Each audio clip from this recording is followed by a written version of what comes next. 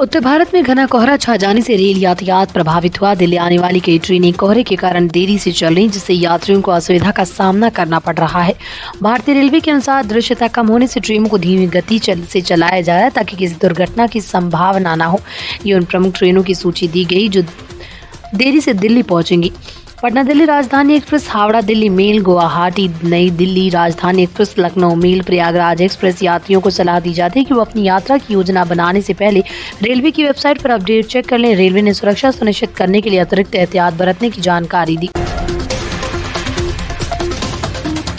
Supreme court ने bulldozer कार्रवाई पर अहम टिप्पणी करते हुए कहा है कि कई लोग एक ही घर में रहते हैं। यदि किसी व्यक्ति पर अपराध का मामला दर्ज हो या FIR हो तो उस घर में रहने वाले सभी लोगों को, जिनका उस अपराध से कोई लेना देना नहीं, सामूहिक दंड के रूप में घर तोड़कर सजा नहीं दी जा सकती।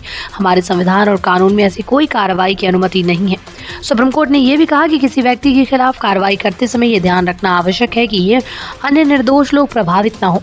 न्यायालय ने इस प्रकार की कार्रवाई पर फिलहाल रोक लगाते हुए स्पष्ट किया कि कानून के तहत प्रत्येक नागरिक के अधिकारों की रक्षा होनी चाहिए और किसी भी दोषहीन व्यक्ति को उनके आवाज से वंचित नहीं किया जाना चाहिए।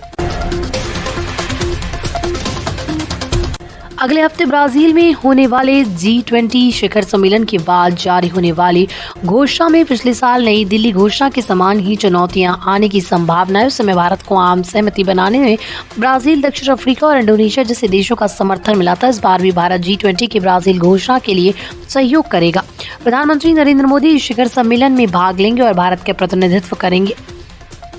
भारत का मुख्य ध्यान भुखमरी समाप्त करने और वैश्विक संस्थाओं में सुधार पर केंद्रित रहेगा।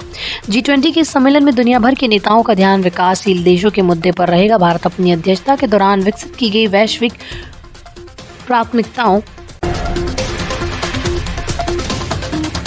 तमिलनाडु के एक अस्पताल में कैंसर मरीज की बेटी द्वारा डॉक्टर बालाजी पर चाकू से हमला करने का मामला सामने आया। इस हमले में गंभीर रूप से घायल हुए डॉक्टर बालाजी को अस्पताल में भर्ती कराया गया। बुधवार को तमिलनाडु के मुख्यमंत्री M.K. स्टालिन ने डॉक्टर बालाजी से फोन पर बात कर उनके स्वास्थ्य और इलाज की जानकारी ली। सीएम स्टालिन ने डॉक्टर को राज्य सरकार की ओर से हर संभव मदद का आश्वासन भी दिया। वहीं इस घटना के बाद भाजपा ने राज्य में कानून व्यवस्था की स्थिति पर सवाल उठाते हुए स्टालिन सरकार को निशाने पर लिया। भाजपा ने डॉक्टरों की सुरक्षा और स्वास्थ्य सुविधाओं में सुधार की मांग की है। इस हमले से राज्य स्वास्थ्य सेवाओं की सुरक्षा व्यवस्था पर गंभीर चिंताएं उठी और विपक्षी दलों ने इसे सरकार की नाकामी बताया है। प्रयागराज में उत्तर प्रदेश लोक सेवा आयोग कार्यालय के बाहर धरना दे रहे छात्रों और पुलिस के बीच टकराव बढ़ गया। छात्र पिछले 4 दिन से 1 डे 1 शिफ्ट एग्जाम की मांग पर अड़े हुए हैं। बुधवार को माहौल इतना तनावपूर्ण हो गया कि पुलिस को हस्तक्षेप करना पड़ा। पुलिस ने हंगामा कर रहे कुछ छात्रों को हिरासत में लिया। छात्रों का आरोप है कि पुलिस ने उन पर लाठीचार्ज किया, जिसमें कई छात्र घायल हो गए। इस मामले में प्रशासन ने सुरक्षा बढ़ा दी है और स्थिति पर नजर रखी जा रही है। छात्रों की मांग पर विचार करने के लिए सरकार ने एक समिति गठित की है। दिल्ली के पूर्व मुख्यमंत्री अरविंद केजरीवाल ने तिरुपति बालाजी मंदिर में दर्शन किए। इस अवसर पर उनकी पत्नी सुनीता केजरीवाल भी साथ में मौजूद थी। दोनों ने मंदिर में पूजा अर्चना की और भगवान वेंकटेश्वर का आशीर्वाद लिया। इससे पहले अरविंद केजरीवाल वैष्णो देवी माता के दर्शन करने के लिए कटरा भी गए थे। उनकी इस धार्मिक यात्रा के दौरान उनकी पत्नी सुनीता भी साथ रही। अरविंद केजरीवाल की इस यात्रा का उद्देश्य व्यक्तिगत बताया जा रहा है। उनका धार्मिक भावनाओं का सम्मान करते हुए लोगों ने उनकी यात्रा की सराहना की। बाबा सिद्दीकी की हत्या के मामले में गिरफ्तार शूटर शिव कुमार ने पुलिस के सामने कई चौंकाने वाले खुलासे किए हैं। शिव कुमार ने बताया कि वह हत्या के बाद अस्पताल गया था, जहां उसने बाबा सिद्दीकी की मौत की पुष्टि की। शिव कुमार ने बताया कि हत्या के बाद वो अस्पताल पहुंचा और वहां उसने बाबा सिद्दीकी की मौत की जानकारी ली। इसके बाद वो फरार हो गया। पुलिस ने शिव कुमार को गिरफ्तार कर लिया, उससे पूछताछ जारी है। शिव कुमार के खुलासे से हत्याकांड के कई राज खुल सकते हैं। पुलिस इस मामले में भी और गिरफ्तारियां करने की उम्मीद कर रही है। बाबा सिद्दीकी की हत्या के मामले की जाँच की जा रही है। नीता अंबानी और शालिनी पासी का स्टाइलिश अवतार सोशल मीडिया पर चर्चा का विषय बन गया। दोनों ही अपने अनोखे और स्टाइलिश बैग्स के साथ लोगों का ध्यान खींच रही हैं।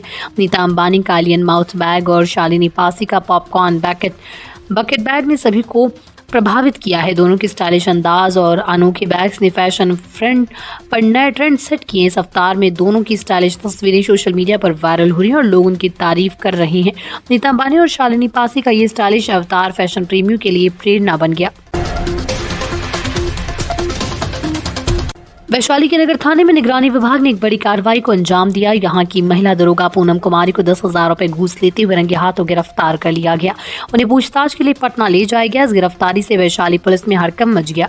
बताया जा रहा है कि इससे पहले भी कई दरोगा घूस लेते रंगे हाथों गिरफ्तार हो चुके हैं। निगरानी विभाग की इस कार्रवाई से भ्रष्टाचार के खिलाफ सख्ती का संदेश गया है।